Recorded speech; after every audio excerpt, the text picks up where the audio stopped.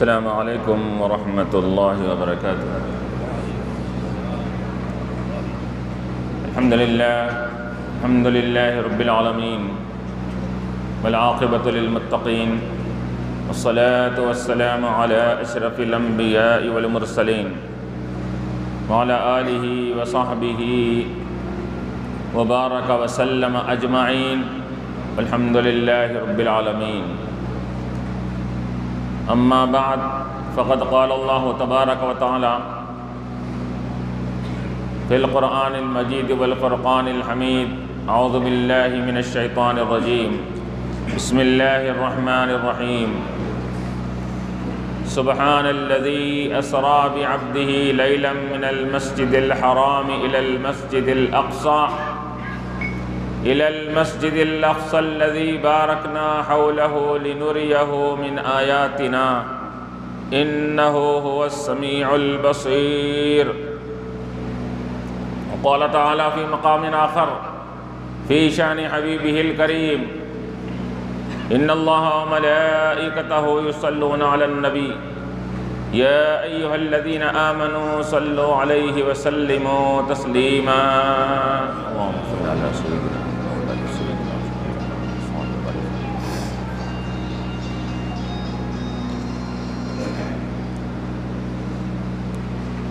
ایک نام محمد ہے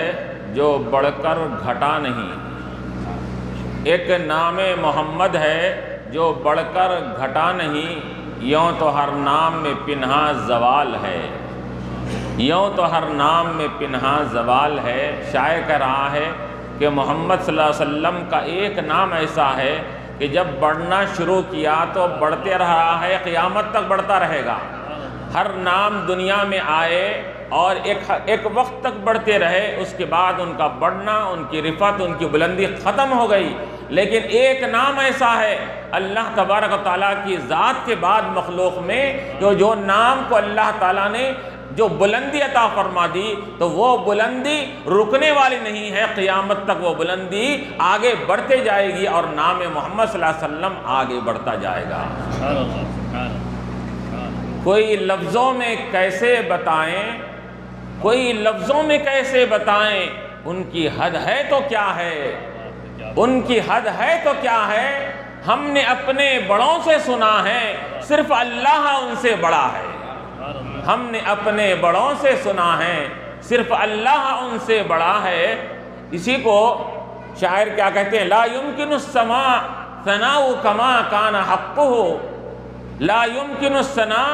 كما كان حقه۔ شیخ سعدی رحمۃ اللہ علیہ فرماتے ہیں، بڑے بزرگ، کہ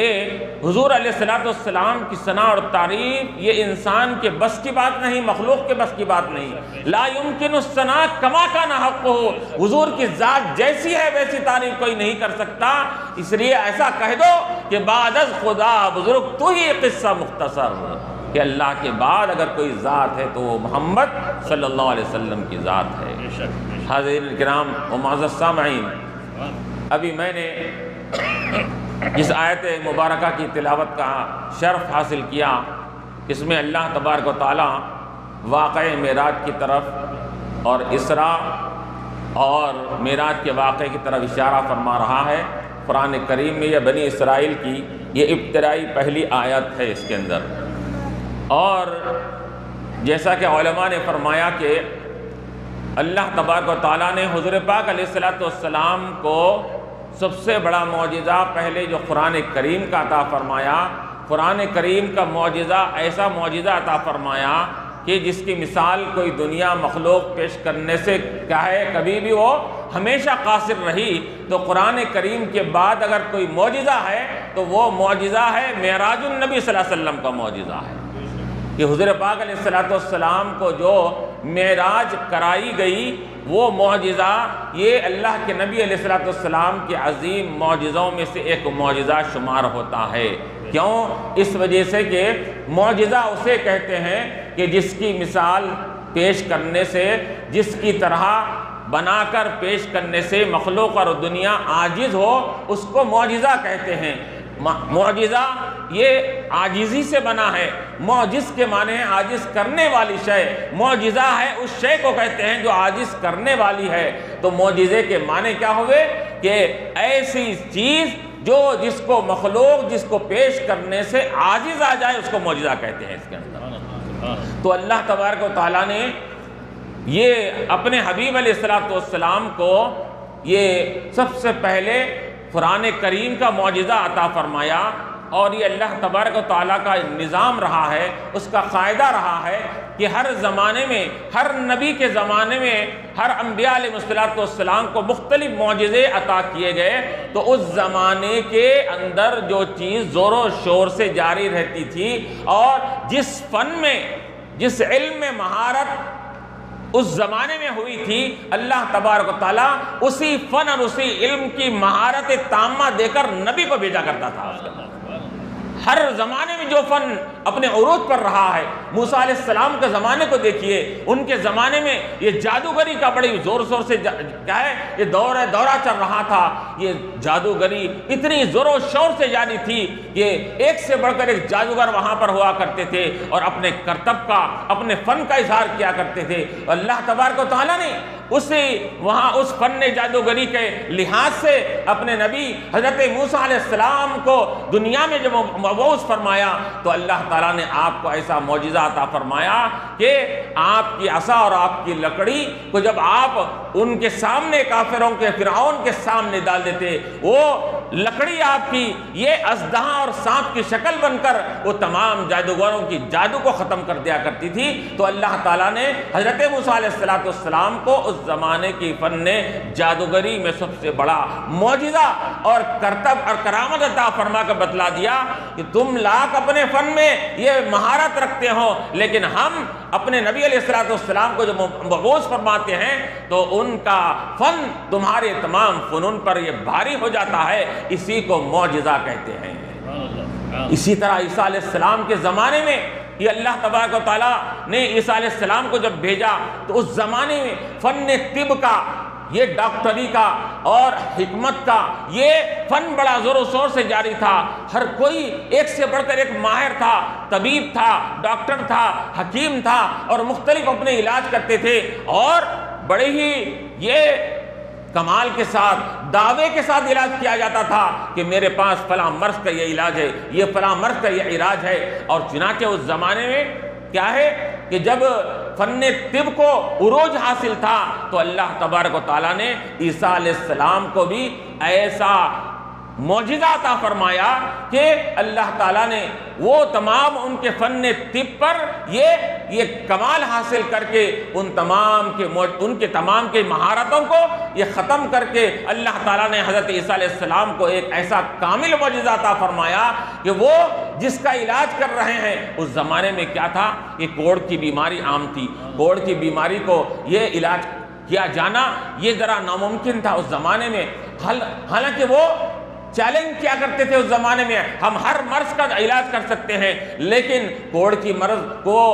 کیا ہے اچھا نہیں کر سکتے تھے. اللہ تبارک و تعالیٰ نے حضرت عیسیٰ علیہ السلام کو جب بھیجا تو آپ کو کیا معجزہ عطا فرمایا کہ آپ کہ وَأُبْرِئُ الْأَكْمَحَ وَالْأَبْرَصَ وَأُحْيِي الْمَوْتَى بِإِذْنِ اللَّهِ کہ آپ نے یہ اپنے معجزے سے یہ ثابت کر دیا کہ لوگوں دیکھو جہاں تمہاری عقل عاجز آ جاتی ہے اس کے بعد سے میں اپنا فن کا اظہار کرتا ہوں. تم یہ لاکھ علاج کرتے ہوں گے لیکن مادر ذات نابینے کو تم بینا نہیں کر سکتے. اگر کسی کی آنکھ یہ پیدائش اگر ختم ہو چکی ہے, وہ نابینا پیدا ہوا ہے تو اس کو بینا نہیں بنا سکتے. لیکن اللہ تبارک و تعالیٰ نے مجھ کو ایسا معجزہ عطا فرمایا ہے کہ میں کیا کرتا ہوں کہ ابریء الاکمہ والابرص. اکمہ کسے کہتے ہیں جو مادرزاد اندھا ہوتا ہے. مادرزاد یعنی ماں پیٹ سے اندھا پیدا ہونے والے کو بھی میں آنکھیں برسارت دے کر اس کو بینا بنا سکتا ہوں. میں ابریء الاکمہ والابرص. اور تم عاجز آ چکے ہیں برس کی بیماری سے, کوڑ کی بیماری سے عاجز آ چکے ہیں. اللہ تبارک و تعالیٰ نے میرے ہاتھ میں وہ جس سے تم عاجز آ گئے ہیں, اللہ نے وہ فن بھی مجھے عطا عطا فرمایا ہے، ابرئ الاکمہ والابرص، میں کوڑی زدہ بیمار کو بھی اچھا کر سکتا ہوں۔ اور یہی نہیں بلکہ اللہ تبارک و تعالیٰ نے اور ایک بڑا معجزہ جو انسان و مخلوق اس زمانے میں نہیں کر سکتی، وہ معجزہ حضرت عیسیٰ علیہ السلام کو عطا فرمایا۔ کیا معجزہ؟ احیی الموتیٰ باذن اللہ۔ ارے تم تو بیماروں کو اچھا کرتے ہو، تم تو یہ اگر مرض زدہ ہے تو اس کو اچھا کرتے ہو، لیکن کوئی اگر مر جائے تو مرنے والے کو تو زندہ نہیں کر سکتے۔ اللہ نے میرے ہاتھ میں یہ کمال اللہ نے عطا فرمایا کہ مرے ہوئے کو میں زندہ بھی کر سکتا ہوں۔ احیی الموتیٰ باذن اللہ، اللہ کے حکم سے میں یہ کیا ہے، یہ مرنے والے کو زندہ بھی کر سکتا ہوں۔ یہ معجزے دے کر حضرت عیسیٰ علیہ السلام کو اللہ تعالیٰ نے یہ دنیا میں بھیجا تھا۔ تو اسی طرح حضور نبی کریم علیہ السلام کے زمانے میں، اس زمانے میں یہ فن شاعری عروج پر تھی، اس زمانے میں بلاغت و فصاحت اور عربی علم کا دورہ چل رہا تھا۔ وہاں پر ایک سے بہترین ایک کلام پیش کر کے، ایک سے بہترین ایک کلام لکھ کر یہ کعبۃ اللہ کے یہ دیواروں پہ لگائے جاتے تھے۔ چیلنج کیا جاتا تھا کہ ہم نے جو کلام لکھا ہے عربی زبان میں ہے تو کوئی اس کی طرح مثال بنا کر پیش کرے۔ چیلنج کرتے تھے، اس کا جواب کوئی دوسرا دیتا، دوسرا چیلنج کرتے، بعض وقت جواب اس کا کوئی نہیں دیتا۔ ایسے یہ مہارت والا کلام بلاغت میں، فصاحت میں، ادب میں، عربی میں ایسے کلام وہ لوگ لکھا کرتے تھے۔ تو اللہ تبارک و تعالیٰ نے کیا کیا، حضور پاک علیہ السلام کو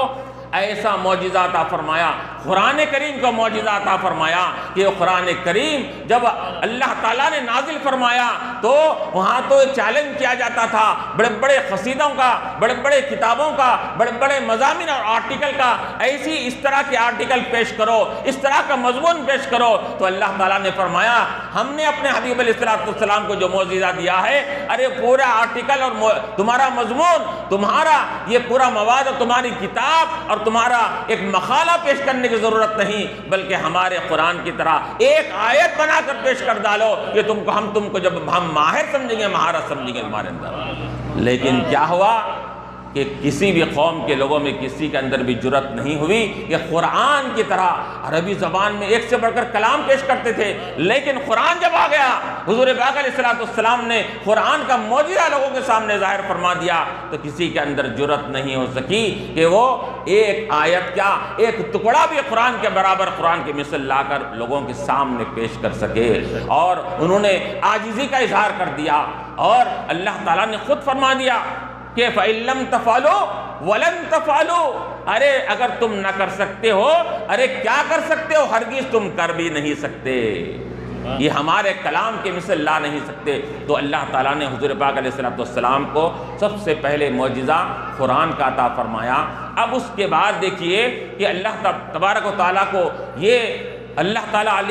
علیم اور خبیر ہے، اس کو معلوم ہے کہ کس زمانے میں کیا چیز ہونے والی ہے، کس زمانے میں کون سا فن عروج پر ہونے والا ہے۔ تو چونکہ نبی کو ہر زمانے کے تمام علوم و فنون میں مہارت تامہ یہ دے کر اللہ تبارک و تعالیٰ دنیا میں بھیجتا ہے، تو اللہ تعالیٰ کو معلوم تھا کہ زمانہ ایسا آئے گا، یہ قیامت سے پہلے کا زمانہ ہوگا، وہاں پر سائنس اور ٹیکنالوجی اپنے عروج پر ہوگی، وہاں پر لوگ اپنے عقل کے بنیاد پر ایسے ٹیکنالوجی، ایسے آلات ایجاد کریں گے کہ دنیا کی عقلیں ششدر و حیران ہو جائیں گی، اور لوگ حیرت میں پڑ جائیں گے کہ یہ چیزیں آج کل نکل رہی ہے۔ اللہ تبارک و تعالیٰ کو معلوم تھا ایسے آلات نکلیں گے، ایسے اوزار نکلیں گے، ایسے سواریاں نکلیں گے کہ جو مہینوں کے سفر کو گھنٹوں اور منٹوں میں یہ طے کرنے والی بن جائیں گی، یہ اللہ تعالیٰ کو معلوم تھا۔ اور یہی نہیں بلکہ ایسے آلات نکل جائیں گے،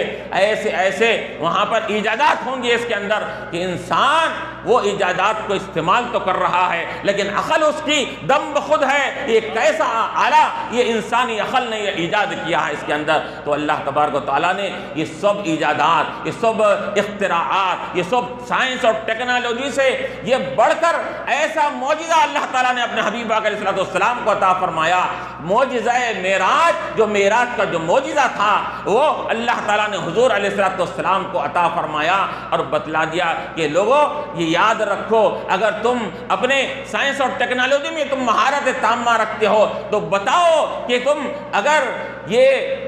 منٹوں کے گھنٹوں کے سفر کو منٹوں میں لا سکتے ہو، اور تم مہینوں کے سفر کو تم گھنٹوں میں لا سکتے ہو، لیکن یہ بتاؤ کہ وہ سفر جس سفر کا تم تصور بھی نہیں کر سکتے، تم چاند تک جا کر صرف یہ اپنے مہارت کا اظہار کر رہے ہیں، چاند تک جا کر یہ سمجھ رہے ہیں ہم نے بھوڑا تیر مار لیا ہے اس کے اندر، چاند تک ہم جا چکے ہیں۔ ارے تمہاری پہنچ تو چاند تک ہے، چاند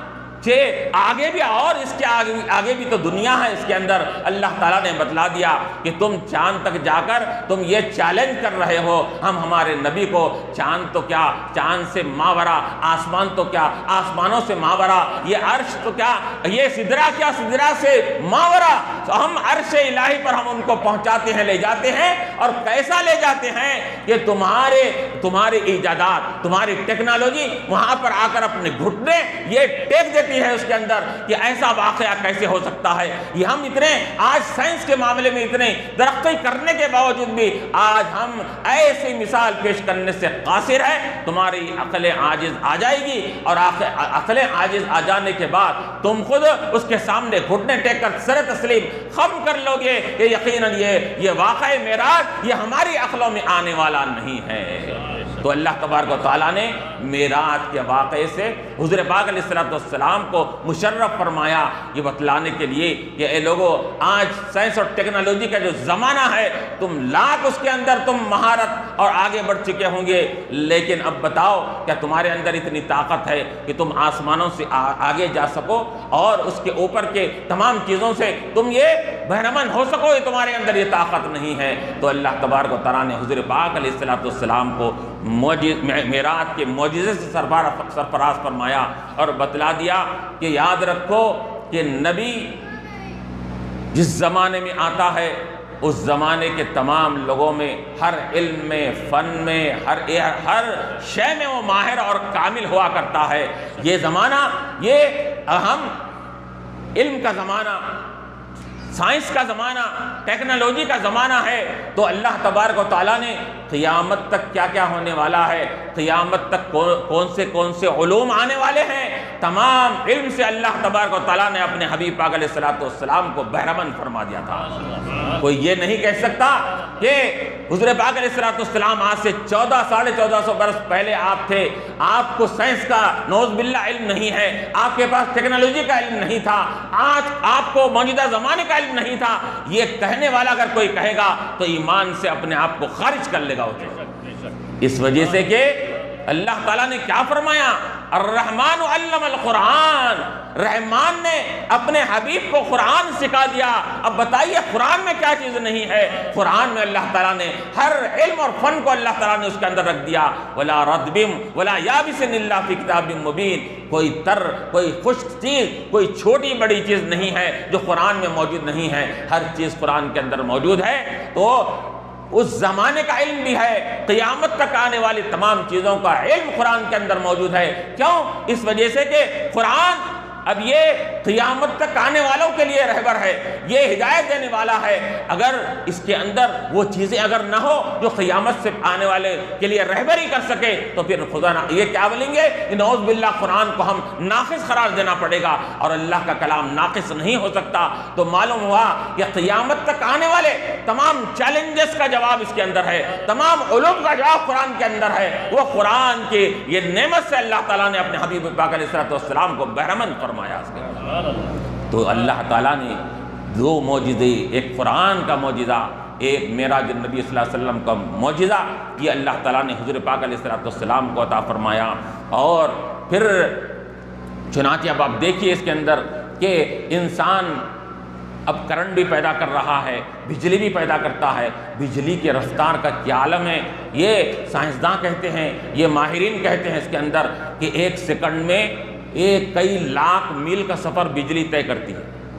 یہ کرنٹ جو آتا ہے، بجلی جس کو کہتے ہیں، وہ بجلی اور کرنٹ کا اتنی رفتار تیز ہوتی ہے کہ ایک سیکنڈ میں کئی لاکھ میل کا سفر وہ طے کرتی ہے اس کے اندر۔ تو لیکن اس کے باوجود بھی یہ بجلی کی رفتار کا یہ اپنی جگہ یہ یہ تصدیق کی جاتی ہے۔ تمام ان آج کے زمانے کے جتنے نئے ایجادات ہیں وہ اپنی جگہ مسلم ہیں، اور سواری مسلم ہے کہ آج کل پہلے زمانے میں حج کو جانا ہے تو کیا کرنا پڑتا، 3 مہینے 4 مہینے یہ پورے ہوائی جہاز، پانی کے جہاز سے جایا کرتے تھے اس کے اندر۔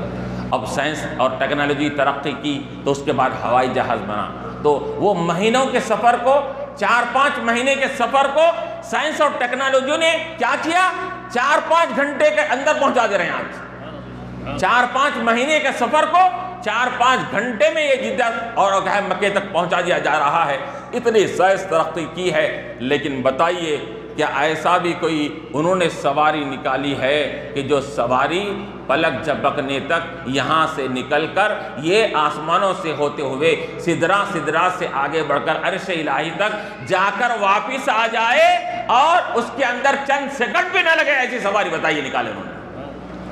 تو معلوم ہوا کہ اتنی ترقی کے زمانے میں بھی یہ آج انسان بے بس ہے، قاصر ہے کہ وہ سواری جو اللہ تعالیٰ نے حضور پاک علیہ السلام کو عطا فرمائی تھی۔ آپ کو کیا سواری دی گئی؟ آپ جب مسجد حرام سے نکلتے ہیں براق پیش کیا جاتا ہے آپ کو۔ براق کیا سواری تھی؟ براق یہ برق سے بنی تھی، یہ بجلی کی طرح تیز رفتار۔ روایتوں میں آتا ہے کہ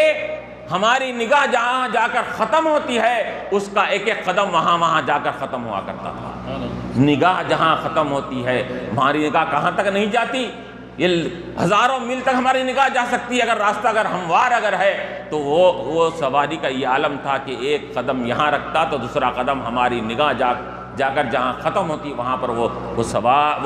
سواری براق اس کا قدم دوسرا وہاں پر پڑتا تھا۔ یہ اتنی تیز رفتار سواری کو اللہ تبارک و تعالیٰ نے یہ ہے حضور پاک علیہ السلام کے لیے منتخب فرمایا۔ پھر سفر معراج وہاں سے مسجد حرام سے مسجد اقصیٰ ہوا، پھر مسجد اقصیٰ سے پھر وہاں پر الگ سواری ہوئی۔ روایتوں میں جو آتا ہے اس کے اندر کہ وہاں پر اللہ تبارک و تعالیٰ نے سیڑھی لگائی، مسجد اقصیٰ کے پاس سیڑھی لگا کر، وہ آسمان دنیا تک سیڑھی تھی وہ، اور سیڑھی کو اللہ تعالیٰ نے ایسے طریقے سے اللہ تعالیٰ نے بنایا تھا، اس کے پٹریاں جو ہوتے ہیں، ایک پٹری سونے کی، ایک چاندی کی، ایک زبرجد کی، ایک نگینہ کی، ایک موتیوں کی، ایسے پٹریوں سے کیا ہے اللہ تعالیٰ نے سجا کر وہ سیڑھی بنائی تھی۔ وہ سیڑھی پہ ہوتے ہوئے اللہ کے نبی علیہ السلام سواری کے ساتھ آپ آسمان دنیا تک پہنچتے ہیں۔ آسمان دنیا پر جانے کے بعد پھر وہاں پر آسمان دنیا کا سفر طے کرتے ہیں۔ پھر اس کے بعد وہاں پر ایک رفرف نامی ایک سواری بھی آپ کو روایتوں میں ملتا ہے، رفرف نامی سواری آپ کو دی جاتی ہے، وہاں سے آپ عرش اور لامکاں کا سفر کرتے ہیں۔ تو یہ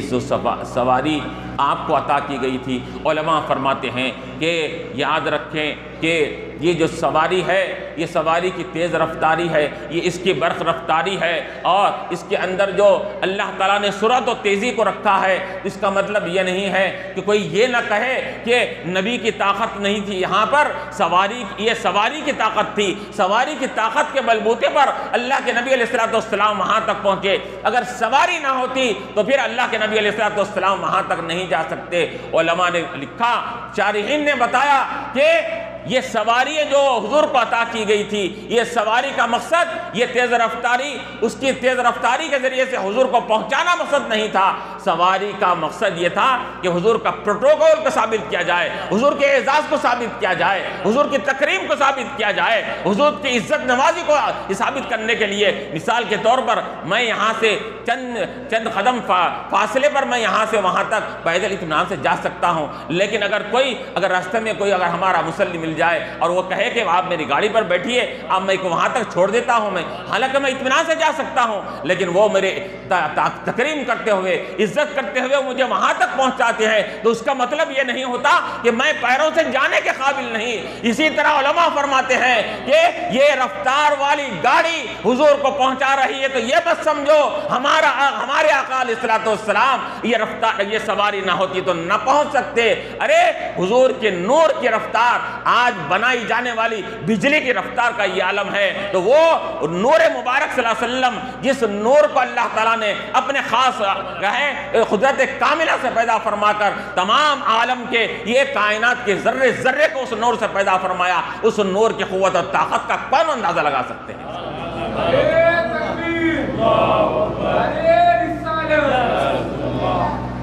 تو یہ سب تمام یہ آپ اعزازات آپ کو دیے جا رہے ہیں، کیوں دیے جا رہے تھے؟ اسی وجہ سے تاکہ آپ کا مقام و مرتبہ آپ کو لوگوں کے سامنے بیان کیا جائے، آپ کا یہ رفعت و شان اور آپ کی بلندی لوگوں کے سامنے اس کا اظہار ہو جائے، اس کے خاطر تمام چیزیں کیا اللہ تعالیٰ نے یہ حضور پاک علیہ السلام کے ساتھ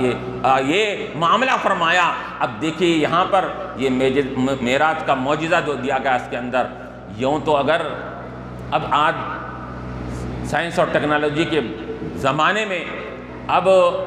پہلے زمانے آج سے 1400 برس پہلے اگر کوئی یہ واقعے کو اگر بولے تو بالکل سراسر وہ تو انکار کرنے پہ آ جاتا تھا، کیا مانے گا وہ، کس طرح مان سکتا ہے؟ لیکن آج سائنس اور ٹیکنالوجی کی جو ترقی کے زمانے میں آج یہ چیز جب اس سے 1% انسان جب ترقی کر کے آگے بڑھ رہا ہے تو اب اس کے لیے یہ چیز کو ماننا ناممکن نہیں رہا۔ کیوں؟ اس وجہ سے کہ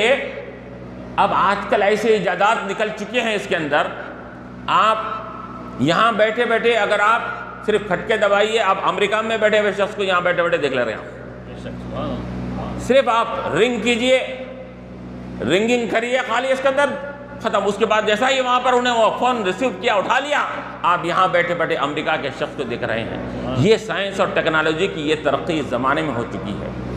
اور اب یہاں کی بات وہاں تک سننا، وہاں کی بات یہاں تک سننا، پہلے سننے کا حد تک محدود تھا، آج تو دیکھنے کے ساتھ بھی وہ چیز لگا دی گئی ہے اس کے اندر، صرف آواز ہی نہیں سن سکتے بلکہ وہاں بیٹھ کر بات کرنے والے کو دیکھا بھی جا سکتا ہے۔ یہ سب سائنس اور ٹیکنالوجی کی ترقی کا زمانہ ہے۔ تو علماء فرماتے ہیں کہ اس زمانے میں معراج کے واقعے کا یہ انکار کرنا یہ اس حد تک نہیں رہا اس حد تک جو حضور کے زمانے میں جو انسان کی عقلیں بالکل کوتاہ تھی، اس زمانے میں سائنس اور ٹیکنالوجی ابھی اتنی ترقی نہیں کی تھی تو اس وقت سرے سے انکار کیا جا سکتا تھا۔ اب یہ سائنس اور ٹیکنالوجی انسان کو مجبور کرنے پر آ چکی ہے کہ یہ واقعہ بھی ہو سکتا ہے جیسے سائنس اور ٹیکنالوجی کا واقعہ ہو رہا ہے۔ تو علماء فرماتے ہیں کہ اللہ تبارک و تعالیٰ نے حضور کو کئی ایک معجزات سے بہرمند فرمایا، تو جیسا کہ قرآن کا معجزہ، معراج کا معجزہ، ارے علماء نے تو یہاں تک لکھا ہے کہ ہر نبی کو معجزے دیے گئے، ہمارا نبی علیہ السلام کا وہ معاملہ ہے کہ ہمارے نبی علیہ السلام معجزے لے کر نہیں، معجزہ بن کر دنیا میں تشریف لائے۔ آپ کی ذات یہ معجزے لے کر نہیں آئی بلکہ سرتاپا معجزہ بن کر دنیا میں تشریف لائی۔ چنانچہ ہم دیکھتے ہیں یہ بات کوئی صرف یہ خیالی باتیں نہیں ہیں، یہ صرف یہ اندازے کی باتیں نہیں ہیں، اس کے اندر آپ اٹھا کر دیکھ لیجئے، احادیث کی کتابوں کو دیکھ لیجئے اور حضور پاک علیہ السلام کی سیرت کے احوال کو دیکھ لیجئے، آپ کو معلوم ہو جائے گا کہ حضور علیہ السلام کی ذات بابرکت یہ سرتاپا معجزہ ہی معجزہ ہے۔ کیوں؟ معجزہ کسے کہتے ہیں؟ جس کی مثال پیش کرنے سے دنیا عاجز ہو، دنیا خاسر ہو، دنیا جس کی مثال پیش نہ کر سکے۔ اب بتائیے کہ حضور پاک علیہ السلام کی ذات کی طرح کوئی اور ذات ہو سکتی ہے؟ آپ کے جسم مبارک کی طرح کوئی جسم ہو سکتا ہے؟ حضور کی نہ ذات کے برابر کوئی ہو سکتا ہے، نہ حضور کی بات کے برابر کوئی ہو سکتا ہے، نہ حضور کے اخلاق کے برابر کوئی ہو سکتا ہے، نہ حضور کے کردار کے برابر ہو سکتا ہے۔ اب یہاں تک کہ علماء نے لکھا کہ حضور کا ہر چیز ایک معجزہ اور یہ انہونی چیز تھی، یہ انسان اس کو مثال پیش نہیں کر سکتے۔ حضور کو بھی جسم مبارک تھا، ہم کو جیسا جسم ہوتا ہے، لیکن حضور کا جسم مبارک کا معاملہ الگ ہے۔ وہ حضور کا جسم نورانی جسم ہے، ہمارے جسم پر مکھی بیٹھتی ہے، لیکن حضور پاک علیہ السلام کو وہ جسم مبارک تھا کہ مکھی کی جرات نہیں ہوتی تھی کہ آپ کے جسم مبارک پر بیٹھے۔ اس کے اندر یہ جسم کا معجزہ تھا آپ کے یہ، اور آپ ہمارے جسم سے جب ہم کوئی سخت کام کرتے ہیں تو ہمارے جسم سے پسینہ نکلتا ہے۔ حضور پاک علیہ السلام کا وہ نورانی جسم مبارک ایسا تھا، آپ سے جسم مبارک سے نکلنے والا پسینہ بھی معجزہ تھا، اس وجہ سے کہ ہر انسان کے جسم سے نکلنے والا پسینے کے اندر بدبو ہوتی ہے، لیکن حضور پاک علیہ السلام کے جسم مبارک سے نکلنے والا پسینہ خوشبودار ہو کر نکلا کرتا تھا۔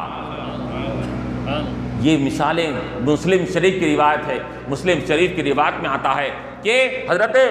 ام سلیم رضی اللہ تعالیٰ عنہ، حضرت انس بن مالک رضی اللہ عنہ کی والدہ ہے، یہ ایک مرتبہ حضور پاک علیہ السلام یہ آرام فرما رہے ہیں، حصیر اور چٹائی پر آرام فرما رہے ہیں، جس میں مبارک گرمی کا زمانہ ہے اور گرمی کی شدت اور تیزی ہے۔ حضور پاک علیہ السلام کے جسم مبارک سے پسینے کے خطرات نکل رہے تھے، تو ام سلیم انس بن مالک رضی اللہ عنہ کی یہ والدہ محترمہ ایک شیشی لے کر جاتی ہے، جا کر وہ پسینے مبارک کو آہستہ سے وہاں سے نکال کر اس شیشے میں ڈال لیتی ہے۔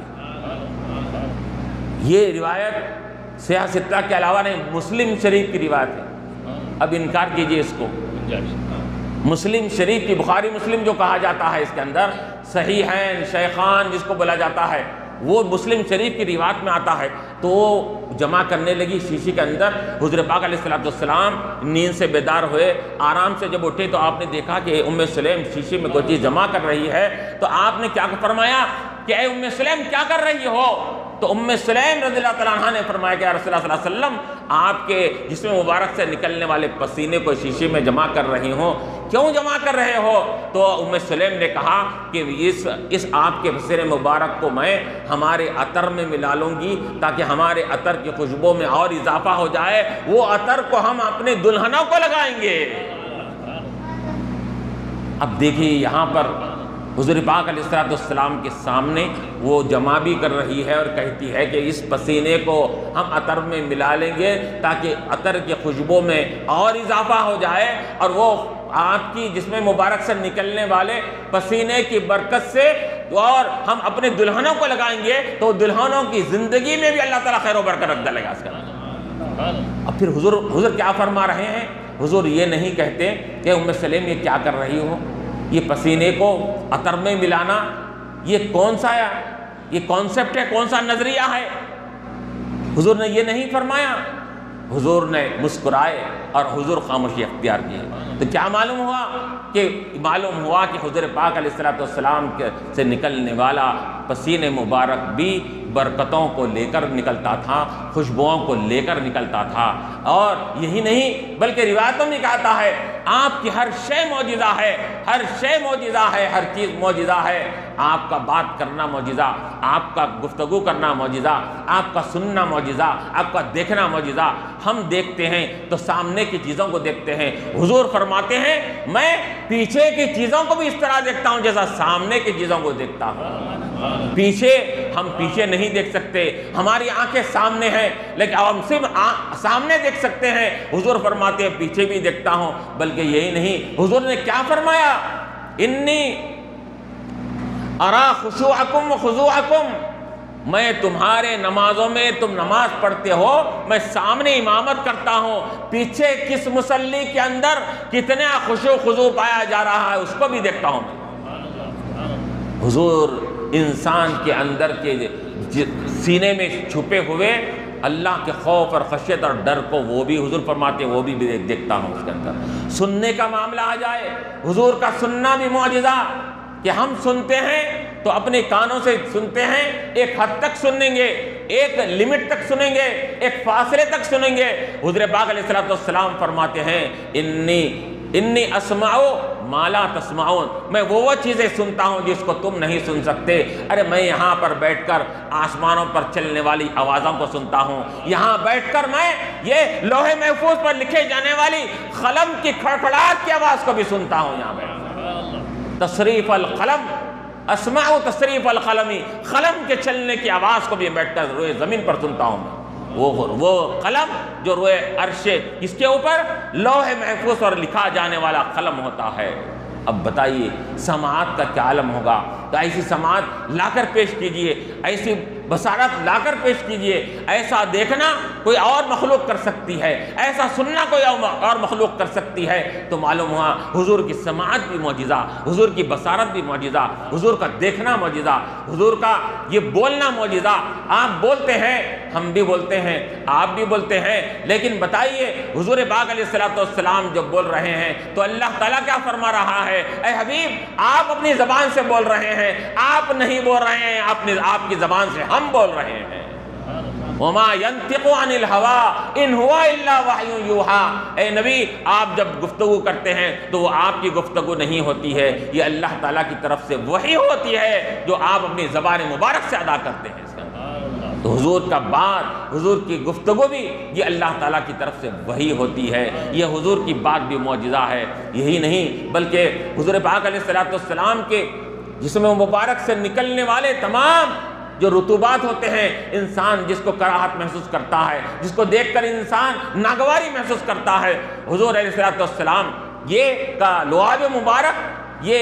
کسی انسان پر اگر کوئی کسی چیز میں اگر کسی مقام پر وہ تھوک دیا جائے، اگر تھوکے تو انسان وہاں پر وہ چیز استعمال کرنے کے لیے کراہت محسوس کرے گا، لیکن حضور پاک علیہ السلام کا لعاب مبارک کا یہ کمال تھا، یہ معجزہ تھا آپ کا کہ روایتوں میں آتا ہے کہ اگر کھارے پانی میں حضور کا لعاب مبارک ڈال دیا جائے تو وہ کھارا پانی میٹھے پانی کے چشمے میں بدل جایا کرتا تھا۔ یہی نہیں بلکہ ایک مرتبہ تو ایک جنگ میں ایک صحابی کی آنکھ نکل گئی، آنکھ نکل کر باہر آ گئی، وہ حضور کے پاس تشریف لائے، یا رسول اللہ میری آنکھ نکل گئی، دشمن کے وار سے میری آنکھ باہر نکل اگر آئی، تو حضور پاک علیہ السلام نے یہ کیا کیا، لعاب مبارک لے کر ان کی آنکھ کو لگا کر اسی مقام پر آنکھ کو فٹ کر دیا، اسی مقام پر آنکھ کو رکھ دیا، تو وہ صحابی کہتے ہیں وہ ایسا جم گئی آنکھ میری اس مقام پر کہ اس کی بصارت اور بینائی پہلے سے بھی زیادہ بڑھ گئی۔ اس کے اندر پہلے جو بینائی تھی بصارت تھی اس میں اور تیزی آ گئی حضور کی لعاب مبارک کی برکت سے۔ اب دیکھیے حضور کے لیے یہ کیا ہے، ہر چیز آسان۔ آج آپریشن کر کے دوسرا آنکھ پہلے ڈالنا ناممکن بات ہے، یہاں پر آنکھ کو فٹ کرنا ہے تو جراحت کا کام کرنا پڑتا ہے، آپریشن کرنا پڑتا ہے۔ حضور کے لیے یہ سب چیزیں معمولی کر دی گئی تھی، آپ صرف لعاب مبارک لگا کر یہ آسانی کے ساتھ آپریشن کے ذریعے سے اس کے آنکھ کو وہاں پر فٹ کر دے رہے ہیں۔ جب دیکھیے یہاں پر کہ اللہ تبارک و تعالیٰ نے حضور پاک علیہ السلام کو یہ ذات کو آپ کی سر تاپا معجزہ بنا کر دنیا میں بھیجا تھا۔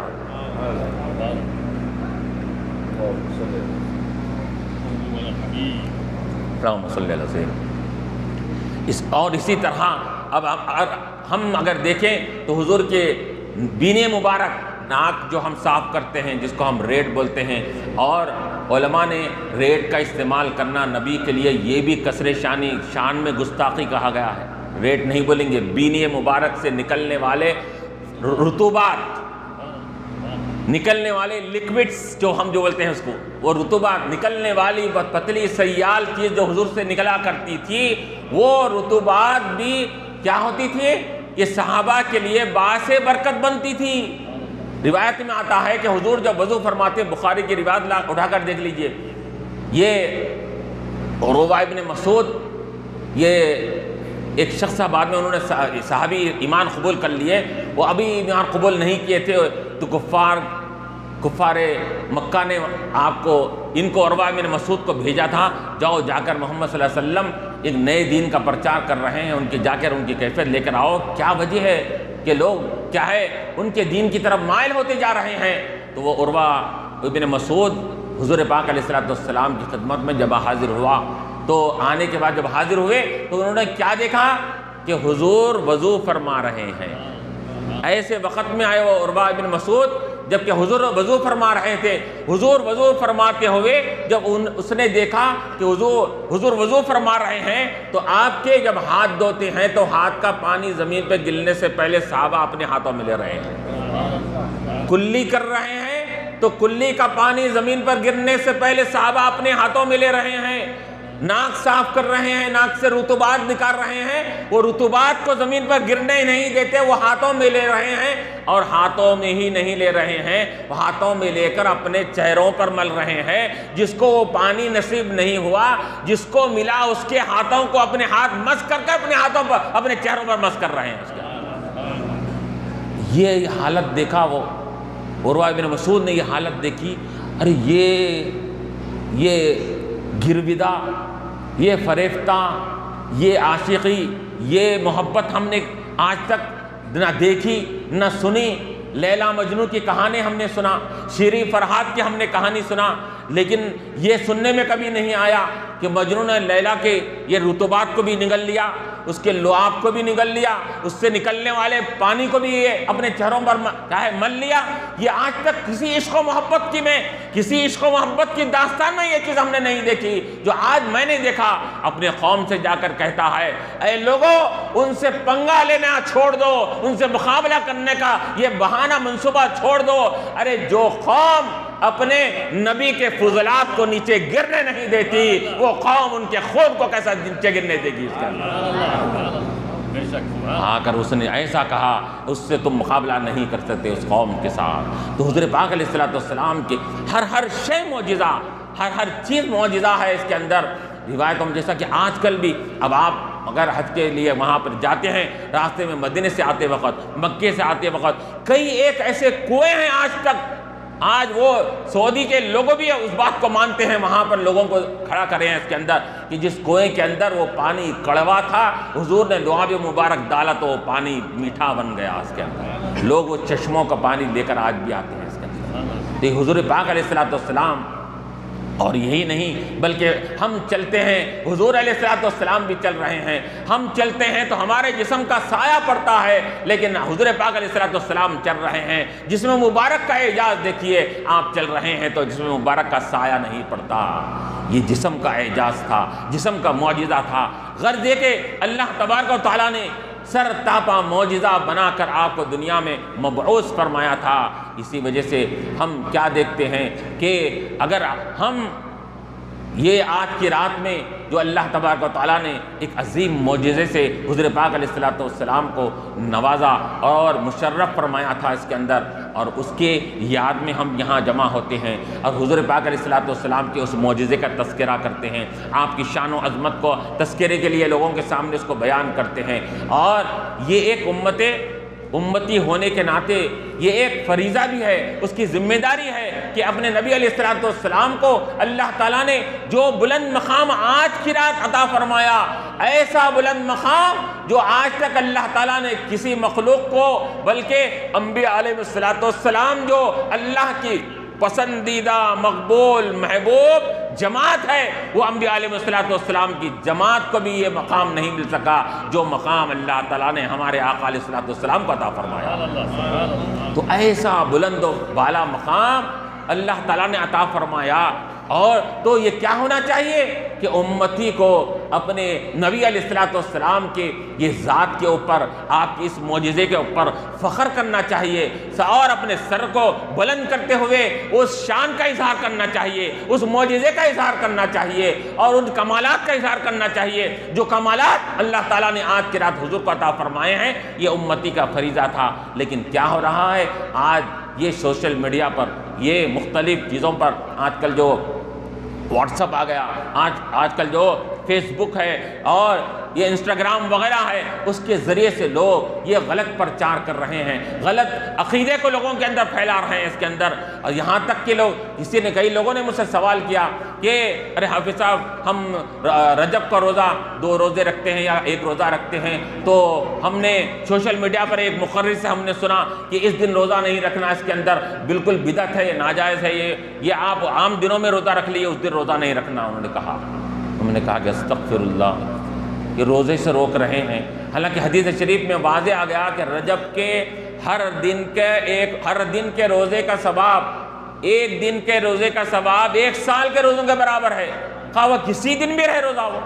رجب کے پورے مہینے میں 1 روزے کا ثواب 1 سال کے روزوں کے برابر ہے۔ تو 27 کو رجب کو کوئی روزہ رکھ رہا ہے تو وہ رجب کے مہینوں کے روزوں کی فضیلت والا ہوا نہیں ہوا اس کے اندر؟ اور انہوں لوگوں کو کیا باور کر رہے ہیں، غلط عقیدہ دے رہے ہیں کہ اس دن روزہ نہیں رکھنا، رکھے بھی تو اس دن روزہ نعوذ باللہ توڑ دینا۔ یہ تک بولے صاحب نے کہا اس دن روزہ رکھنا جائز نہیں آپ کے لیے۔ اور معراج منانا، معراج کا اہتمام کرنا، معراج کے لیے جمع ہونا ایک مقام پر جلسہ کرنا، یہ سب بدعات ہے، یہ سب خرافات ہے، بالکل ناجائز ہے، یہ بالکل یہ کیا ہے، بدعت ہے۔ انہوں نے ایسا کہا۔ ہم تو اب دیکھیے یہاں پر میں نے کہا وہ شخصیت کو جس نے کہا کہ یہ بدعت ہے، یہ ناجائز ہے کہا، تو میں نے کہا کہ ٹھیک ہے، سب سے پہلی بدعت آپ کی ذات ہے۔ آپ حضور کے زمانے میں تھے نہیں تھے، اب آپ کا وجود ہوا،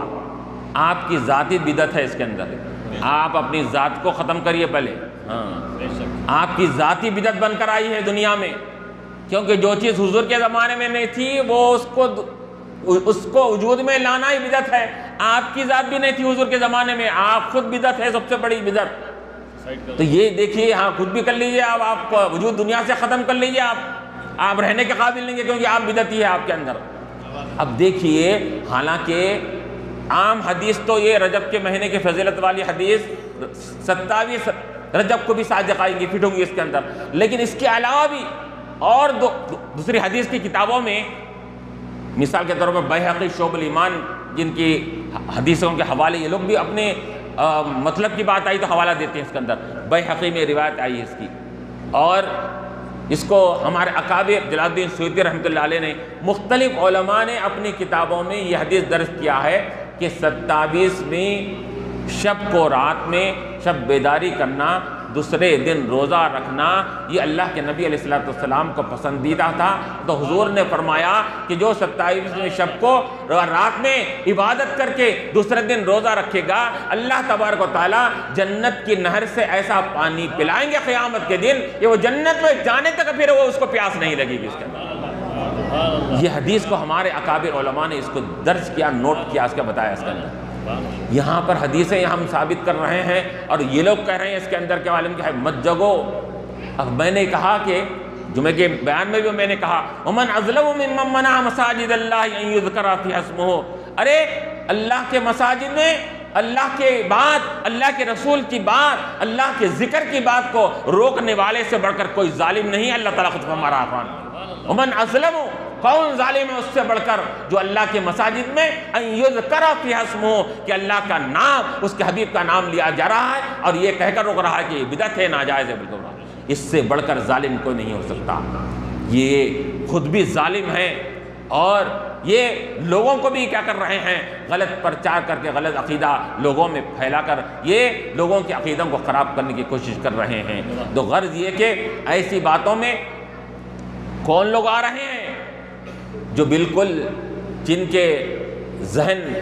جن کا مائنڈ بالکل کیا ہے، خالی ہے، ہاں بلینک ہے، بالکل اس کے اندر کوئی، ان کے ذہن میں کوئی چیز ڈالی نہیں، ماں باپ نے کوئی فیڈنگ کری نہیں ابتدا میں، کوئی چیزیں دینی باتیں ان کو بتائی نہیں اور دینی عقائد سکھائے نہیں، اب وہ خالی ایمٹی ہے، پورا ذہن، پورا دماغ ایمٹی ہے۔ ایمٹی چیز میں جو چیز ڈالیں گے وہاں جا کے ٹک جائے گی اس کے اندر۔ خالی برتن ہے، اب اس کے اندر دودھ ڈالو تو بھی جائیں گا، پانی ڈالو بھی جائیں گا، نجاست ڈالی تو چلے جاتا، کیونکہ خالی ہے وہ پہلے سے کوئی اس کے اندر کوئی چیز اگر رہے تو اس کے اندر اور بھری بھی رہے تو اب کوئی چیز اس کے اندر جا نہیں سکتی اس کے اندر۔ تو ہمارا قصور ہے کہ ہم نے اپنے بچوں کو، اپنے نونہالوں کو، اپنے یہ چھوٹے بچوں کو اپنے ابتدا سے دین کا نہ عقیدہ سکھایا، نہ دین کی تعلیم سکھائی، نہ نبی کی محبت سکھائی، نہ نبی کے معجزات سے ان کو روشناس کیا، نبی کے معجزات سے ان کو روشناس کر کے نبی کی محبت اور عظمت کو ان کے دلوں میں بٹھایا جانا چاہیے تھا اس کے اندر۔ کیوں؟ کیونکہ نبی کے معجزے جب ان کو سنائیں گے، نبی کے کرامات سنائیں گے، نبی کے کمالات کو سنائیں گے تو یہ بچوں کے اندر نبی کی محبت دل میں بیٹھے گی، محبت دل میں بیٹھے گی تو عقیدہ مضبوط ہوگا، جب عقیدہ مضبوط ہوگا تو بدعقیدے کی بات اس کے اندر جا نہیں سکے گی اس کے اندر۔ تو یہ چیز ہمارا قصور ہے۔ تو آج کل کیا ہو رہا ہے کہ اب جن کی بھی باتیں سن رہے ہیں اس کے اوپر اب ایمٹی ذہن ہے، خالی ذہن ہے، اس کو عکس کر لے رہا ہے اور لوگوں کے سامنے بھی جا کر وہ بات کو پھیلا رہا ہے اس کے اندر، خود بھی گمراہ ہو رہا ہے، دوسروں کو بھی گمراہ ہو رہا ہے۔ حدیث شریف میں آتا ہے قیامت سے پہلے ایک جماعت نکلے گی، وہ کیا کرے گی، ایسے غلط فتوے دے گی، غلط فتوے دے کر خود بھی گمراہ ہوں گی، قوم کو بھی گمراہ کرے گی۔ حضور نے واضح انداز میں فرما دیا کہ افتو وزلو وازلو،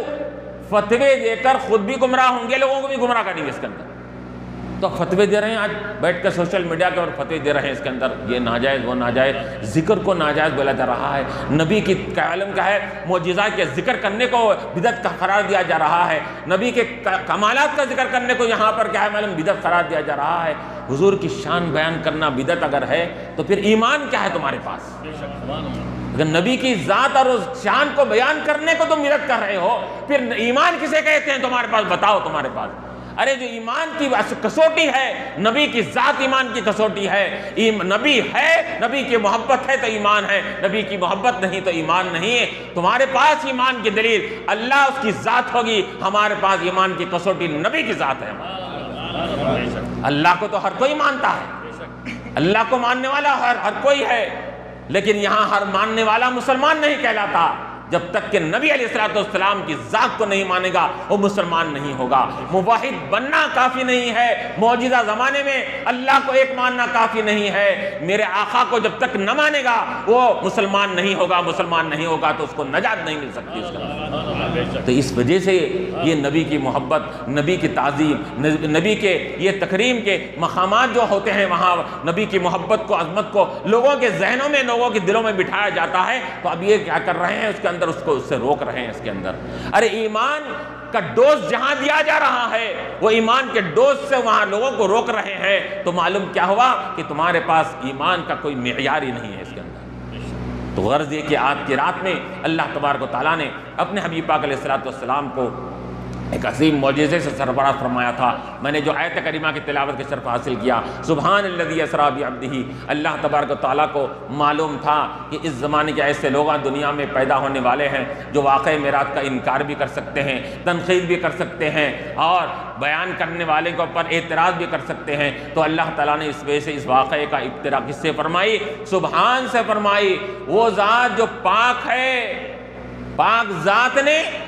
اپنے حبیب پاک کو معراج کروائی۔ اب اگر تم اس پاک ذات کے معراج کرانے پہ اگر تم کو تنقید ہو رہی ہے تو یاد رکھو کہ تم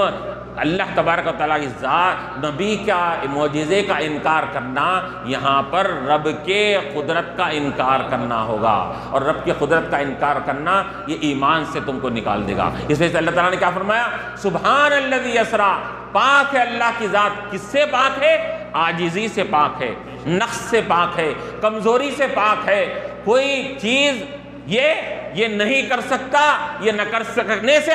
اللہ تعالیٰ کیا ہے؟ کوئی چیز نہ کر سکے ایسا نہیں ہو سکتا، نعوذ باللہ۔ ہر چیز کر سکتا ہے، ہر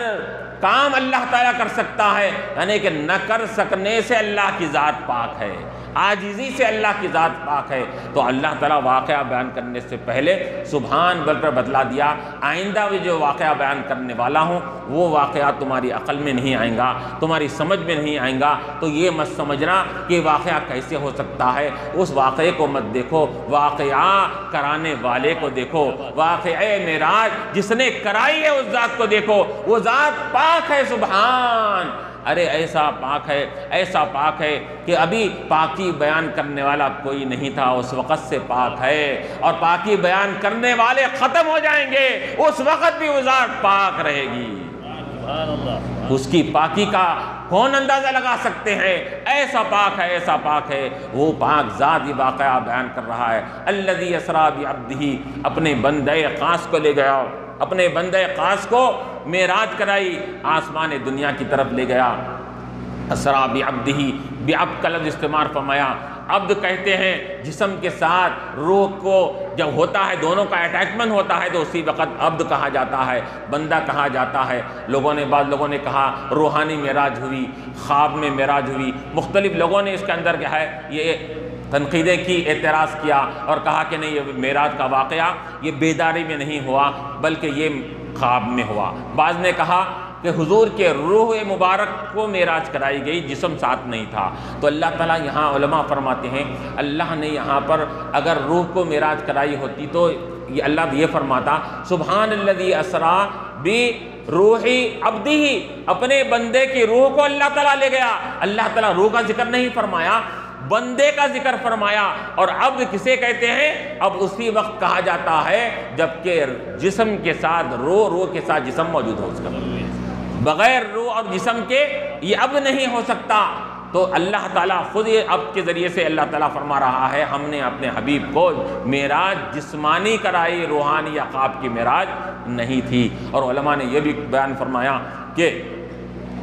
اب دیکھیں یہاں اللہ تعالیٰ نے عبد کا لفظ استعمال فرمایا، یا رسول بھی کہہ سکتا تھا، نبی بھی کہہ سکتا تھا، لیکن رسول اور نبی کے کہنے میں رسول کے ہونے کے لیے یہ عبدیت کا ہونا ضروری نہیں ہے۔ یہ عبدیت سے پہلے بھی ہمارے آقا رسول رہ چکے ہیں، یہ بشریت کے لباس میں آنے سے پہلے بھی ہمارے آقا یہ نبی رہ چکے ہیں۔ کنتو نبی و آدم بین الماء والطین، اس وقت نبی تھا جس وقت ابھی آدم علیہ السلام کا بھی پتلا بھی نہیں بنا تھا، ابھی انسانیت وجود میں نہیں آئی تھی، حضور فرما رہے ہیں اس وقت بھی نبی تھا۔ تو معلوم کیا ہوا کہ نبوت کے لیے یہ بشریت ضروری نہیں ہے۔ تو معلوم ہوا اگر یہاں پر نبی کا لفظ استعمال کیا جاتا، آج عبد کا لفظ استعمال کیا جا رہا ہے تو اعتراض کر رہے ہیں، رسول کا لفظ یا نبی کا لفظ استعمال کیا جاتا تو لوگوں کو اعتراض اور بڑھ جاتا اور کہتے کہ رسول بولے ہیں، رسول ہونے کے لیے بشریت کا ہونا ضروری نہیں۔ تو معلوم ہوا کہ حضور کی معراج روحانی ہوئی ہے۔ تو اللہ نے رسول نہیں کہا، نبی نہیں کہا، عبد فرما دیا، بندے کو لے گیا۔ اور علماء نے فرمایا کہ عیسیٰ علیہ السلام کو اللہ تعالیٰ نے یہ آسمان دنیا پر بلند کر لیا۔ جب سولی پہ ان کو چڑھانے کے لیے آئے، پھانسی پہ لٹکانے کے لیے قوم کے لوگوں نے آیا تو اللہ تعالیٰ نے عیسیٰ علیہ السلام کو آسمانوں پر اٹھا لیا۔ اب آسمانوں پر جب اٹھا لیا گیا، اب آسمانوں پر آپ تشریف فرما ہیں، تو ان کے ماننے والوں نے کیا کہا کہ عیسیٰ ابن اللہ، عیسیٰ علیہ السلام اللہ کے بیٹے ہیں۔ اللہ نے آسمانوں پر ان کو بلند کر لیا ہے اس کے اندر، تو اللہ کا بیٹا کہہ دیا۔ تو علماء فرماتے ہیں کہ آسمان پر اٹھائے جانے پر اللہ کا بیٹا کہہ دیا گا عیسیٰ علیہ السلام کو۔ حضور تھے آسمانوں ہی پر نہیں، آسمان سے ماورا، جنت دوزخ سے ماورا، سدرہ سے ماورا، عرش الہی پر پہنچ چکے ہیں۔ تو وہاں آسمانوں پر اٹھائے جانے پر ابن اللہ کہہ دیا گیا، تو کہیں ایسا نہ ہو اس سے آگے بڑھنے والے کو بھی کوئی ایسا لقب نہ دے دیا جائے۔ تو اللہ تعالیٰ نے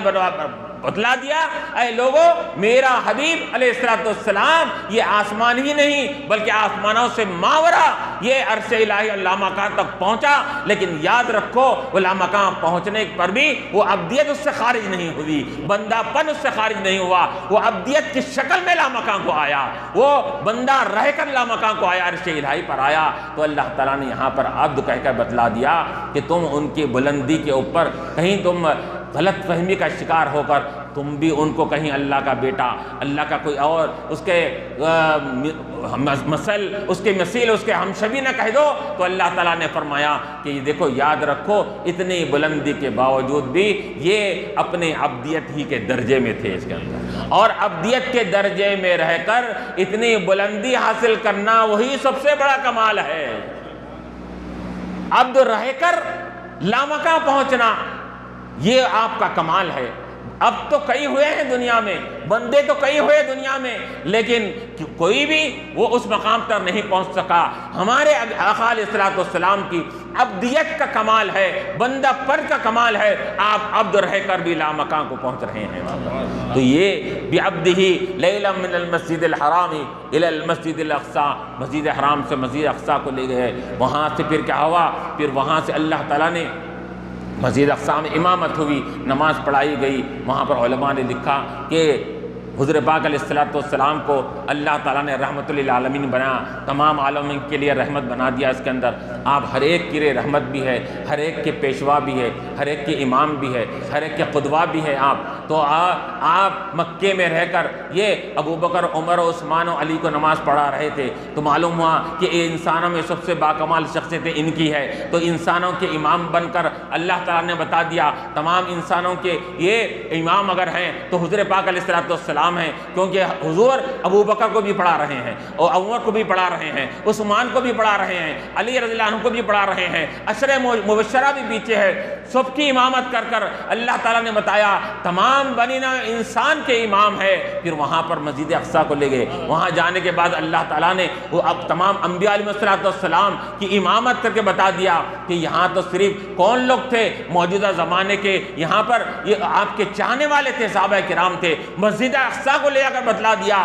کہ وہ لوگ جو آپ سے پہلے آ چکے ہیں، دنیا میں آپ سے پہلے آ کر گزر چکے تھے، ان سب کو وہاں جمع کیا گیا، جمع کر کے آپ کو امام بنایا گیا مسجد اقصیٰ میں، یہ بتلانے کے لیے کہ لوگوں یاد رکھو کہ یہ نبی بعد میں آئے ہیں، یہ مت سمجھو یہ پیچھے ہیں، یہ تمام انبیاء سے مقدم ہے اور آگے ہیں۔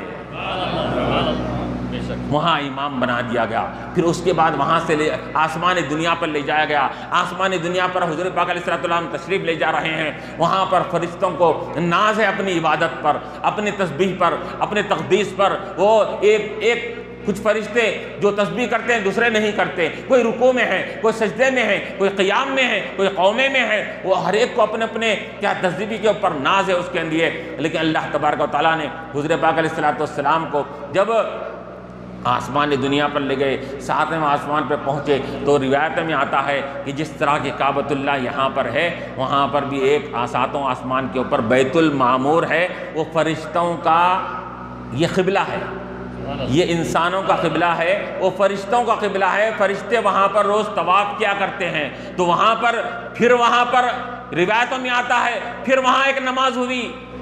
وہ نماز فرشتے پیچھے ٹھہرے، حضور پاک علیہ السلام کو آگے بڑھا دیا گیا اور بتلا دیا گیا کہ یہ انبیاء کے بھی، یہ انسانوں کے بھی امام ہے، انبیاء کے بھی امام ہے، اور فرشتے جو اللہ کے مقرب ہے آسمانوں پہ رہتے ہیں، عرش الہی کے نیچے تھامے ہوئے، عرش کے پایوں کو تھامے ہوئے رہتے ہیں، یہ مت سمجھنا کہ وہاں اللہ کے مقرب ہونے کے بعد کی وجہ سے یہ ہمارے نبی علیہ السلام سے آگے بڑھے ہوئے ہیں۔ اللہ تعالیٰ نے اپنے حبیب کو آگے بڑھا کر بیان بتلا دیا کہ دیکھو یہ ہمارے مقرب فرشتوں کے بھی امام ہیں۔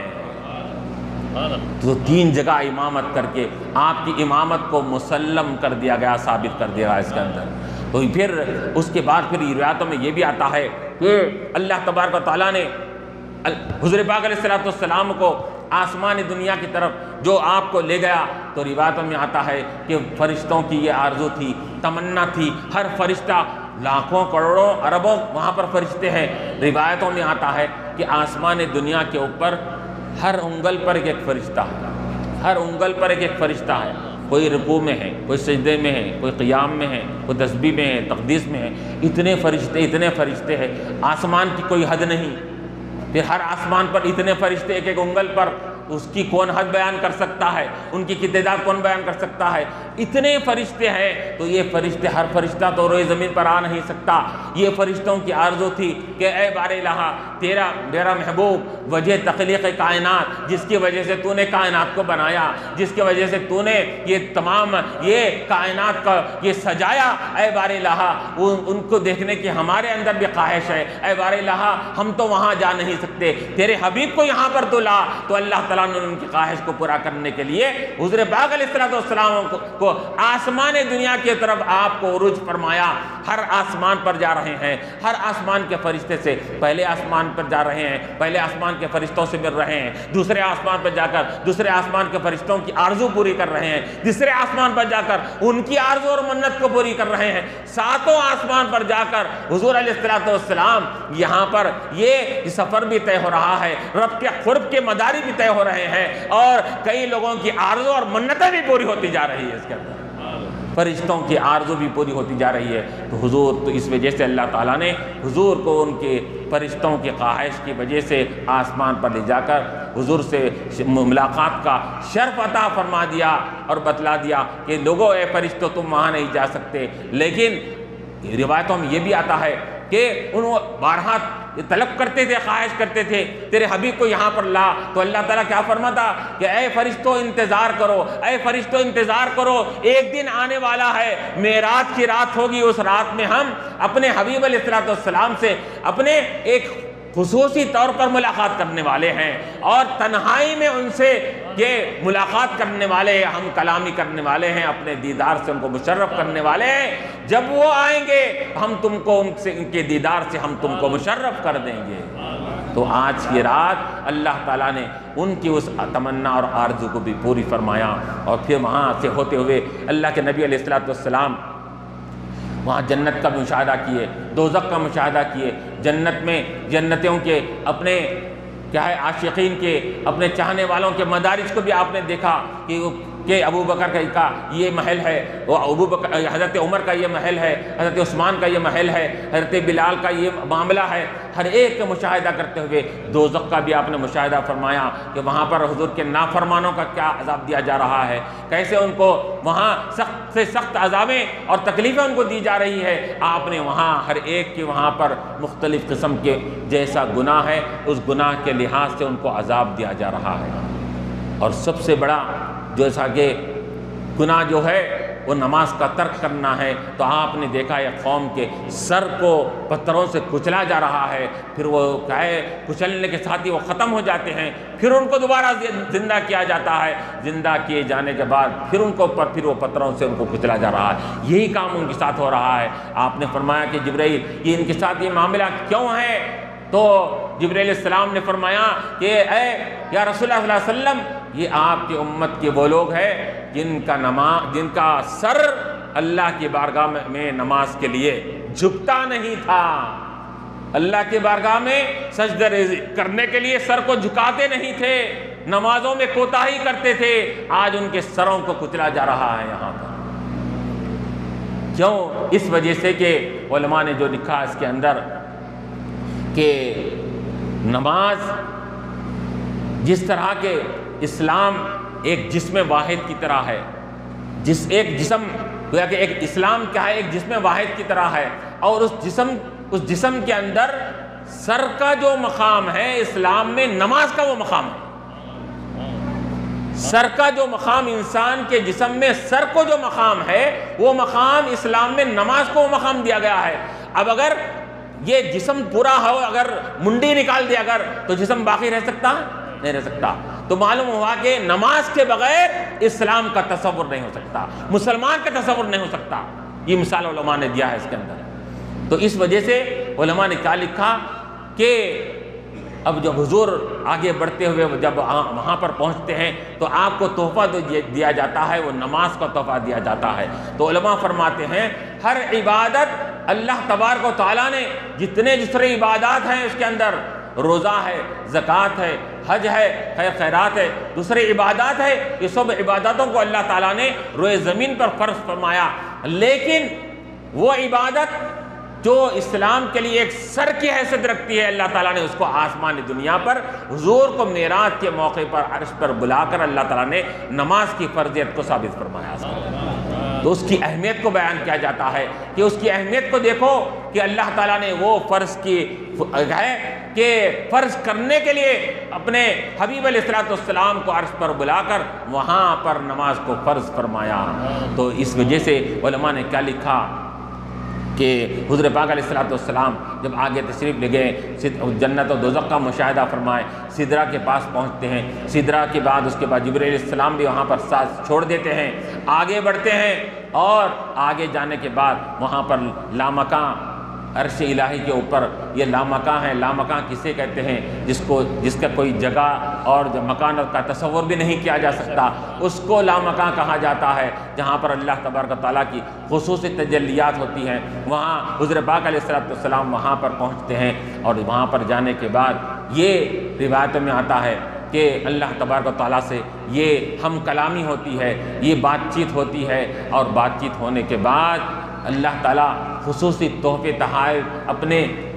حبیب علیہ السلام کو عطا فرماتا ہے۔ امت کے لیے بھی جو بہترین تحفہ دیا جاتا ہے وہ نماز کا تحفہ دیا جاتا ہے۔ اور پھر حضور علیہ السلام وہاں جب پہنچتے ہیں تو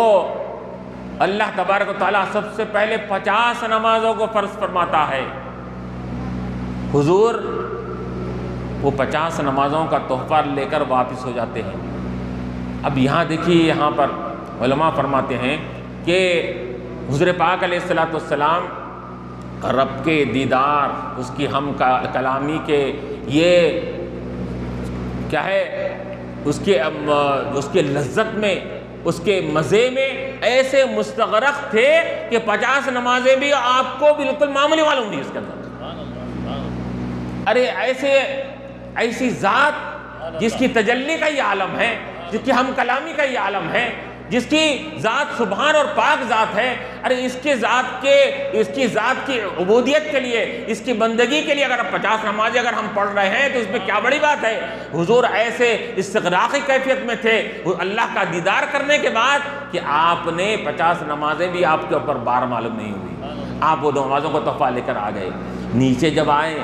اب چونکہ موسیٰ علیہ السلام کو وہ مقام وہ لذت حاصل نہیں ہوئی تھی، ابھی یہ تمام مخلوق کے سابقہ ان کو پڑھ چکا تھا، اپنی امت سے سابقہ پڑھ چکا تھا موسیٰ علیہ السلام کو۔ آپ نے کہا آپ تو استغراقی کیفیت میں قبول کر لیے، آپ کے لیے تو بڑی بات نہیں ہے، آپ تو ادا کر لیں گے، میری امت سے مجھے تجربہ ہو چکا ہے، میری امت وہ یہ نمازوں کے معاملے میں، عبادت کے معاملے میں کوتاہی کرتی ہے، آپ کی امت 50 نمازیں کیسے پڑھے گی؟ آج جائیے جا کر کیا ہے اللہ تبارک و تعالیٰ سے اس کے اندر تخفیف کروائیے، اس کے اندر کمی کروائیے۔ تو حضور علیہ السلام جاتے ہیں وہاں پر، تو علماء لکھتے ہیں کہ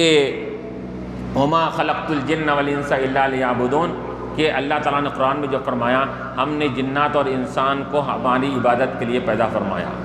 عبادت کے لیے۔ تو اگر 50 نمازیں اگر فرض رہتی تو اس کا مطلب یہ نکلا، تو علماء نے اس کا تجزیہ انالیسس نکالا اس کے اندر کہ ہر نماز کے لیے کم سے کم 15 تا 20 منٹ لگتے ہر نماز کے لیے۔ تو اس طرح اگر 50 نمازوں کو ڈیوائڈ کرے اگر 20-20 منٹ 15 منٹ میں، تقریباً 17-18 گھنٹے ہو جاتے ہیں، تقریباً 17-18 گھنٹے ہو جاتے ہیں اس کے اندر۔ تو علماء نے لکھا کہ 17-18 گھنٹے اس کے لیے ہو گئے، عبادت کے لیے ہو گئے، اور 4 تا 5 گھنٹے سونے کے لیے ہوئے، 1 گھنٹہ کھانے کے لیے ہوا۔ چلیے تمام چیزیں یہ ہو گئی اس کے اندر، یعنی انسان اگر چاہے تو 50 نمازیں بھی پڑھ سکتا ہے، اپنا سونے کا وقت نکال کر، اپنا کھانے کا وقت نکال کر۔ لیکن چونکہ صرف کھانا بغیر محنت کے حاصل نہیں ہوتا، تو اس کے لیے کیا ہوا کہ اللہ تبارک و تعالیٰ کی بھی یہ حکمت تھی اس کے اندر، کیا ہے کہ پہلے فرض کرے 50 نمازیں، یہ بتلانے کے لیے دنیا میں جو تم جا رہے ہو، ہم تم کو دنیا میں منہمک ہونے کے لیے نہیں بھیج رہے ہیں، ہماری عبادت کے لیے بھیج رہے ہیں، ہمیشہ عبادت کرتے رہنا۔